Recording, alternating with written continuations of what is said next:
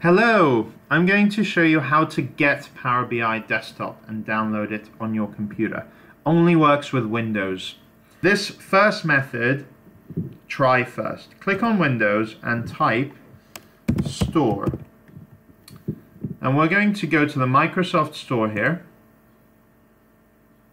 And then we're going to search for Power BI. Navigate to Power BI Desktop, not the mobile one, but this one. Click there, Power BI Desktop. And then choose Launch, or the blue button might say the word Get or Download or something, but you want to click this to get the app. That's the main way to do it. If that doesn't work, then we're going to try another method, which is to go to the download website. So go to this site that there's a link under the video for, and then click on download.